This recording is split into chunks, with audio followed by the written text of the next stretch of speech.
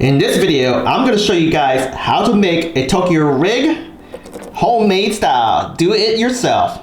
Before we get into that, let's just talk about the Tokyo rig itself. It's made by VMC, and in my honest opinion, the Tokyo rig is the evolved version of the Jika Rig. And we can talk about the Jika Rig in a totally different video. But yeah, this is the new school Jika Rig. But let's just talk about the mechanics of this rig here. So as you can see, we have a wide gap hook here. We have a ring in the center of this whole contraption. You have a swivel on top, and you have a swivel stick in the bottom. What this allows you to do, and I have this one pre-rigged on my homemade version, is that when you actually tie your line back here, and it's kind of like a drop shot. You drag this around, and it allows your lure to swing freely. Note that my version is the simplified version because I don't have a swivel on top, which I don't think is necessary unless you're fishing in places where it's super deep, you're vertical dropping, and there's a lot of current. That's going to create a lot of line twist, and having a swivel will benefit you. But typically, if you're fishing like close range from the banks and stuff like that, I don't think you actually need to have a swivel. And in this tutorial, you have the option to actually add it or not, and I'll show you when you need to actually put that in there. And the reason why I wanted to show you guys how to create your Tokyo rig is because I am creating my own Tokyo rigs. Because one, the Tokyo rig, it was announced during the ICAST 2018 and it's sold out everywhere. This thing was actually back ordered for 4 months before I actually got it in. I only got one out of the couple that I've ordered, and I only have it in that one certain size. Well, I saw a lot of big creature baits, which I love to use in a Jika rig, such as the Power Team Lures Conviction Crawl. And I usually use a bigger hook, such as a 4/0 off-shank hook, extra wide gap. And yeah, my favorite hooks are from Gamakatsu. I mean, VMC is pretty good, but you know, Gamakatsu, in my opinion, is a lot better. With that said, let's get started on this tutorial. I'm gonna tell you first what you actually need in order to make this guy right here.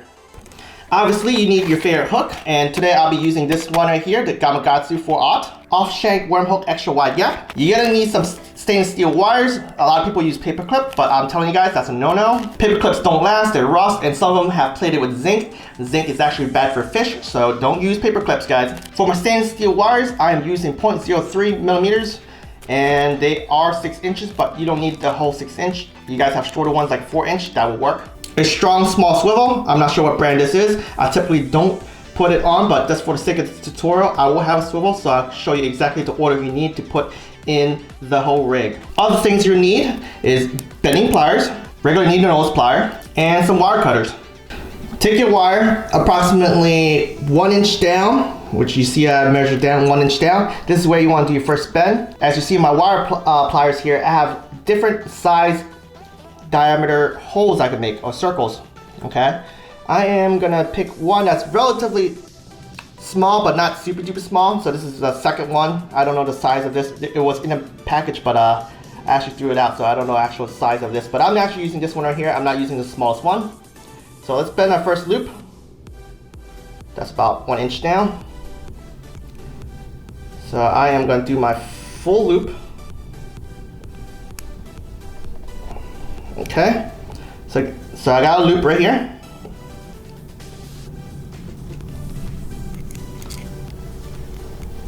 Next thing you want to do is you want to go back just a little bit.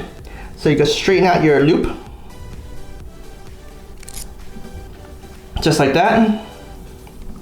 See this odd looking shape? After you make that loop, you want to bend this guy, the tag end a little bit more. So you have a 90 degrees.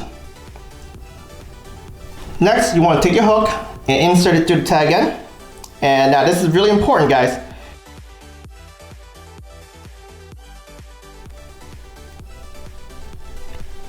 Alright, notice how I inserted this thing right here?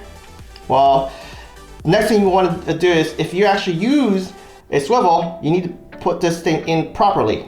Notice how it goes this way? Alright, you want to swivel up here. You don't want to swivel behind here, because if you have to swivel behind here, what happens when you tie the swivel, it's not going to set the hook. See that? That's going to be wrong. It needs to be on this side. So that's why I put the whole thing in backwards first and swing it back around here. Then you take your swivel insert it through the tag end or the other end. It really depends on where your hook is facing. And there you have it. Now we're gonna close up this gap here. And in order to close up this gap, I'll take the Neednose plier here and I'll grip where these guys are intersecting. Grip it nice and tight. You wrap around the shank. 1, 2, and 2.5 is perfectly fine. All right.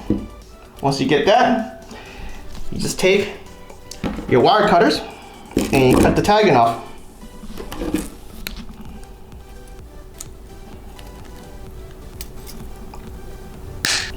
After you have that trimmed, you can measure the length that you want. Right now this thing is like, let's take a look, 5 inches long. That's a lot longer than what the stock one is, and the VMC one actually has a 3-inch one. Okay, so that's about 3 inch, right? Yeah, about 3 inches. So if you want to match the VMC one, all you have to do is measure up 3 inches and just cut that.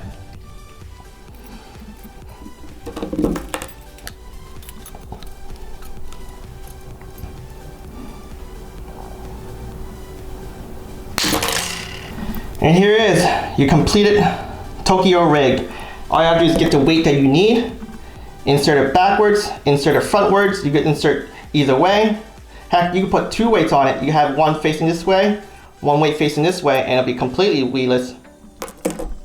And once you insert your weight in, all you do is take pliers, bend the end, just like this. And as you see, that keeps the weight down. And if you ever want to change your weight, all you gotta do is just bend this back out straight, and then you can take the weight out. Changing weights so much easier with this than a Jika Rig.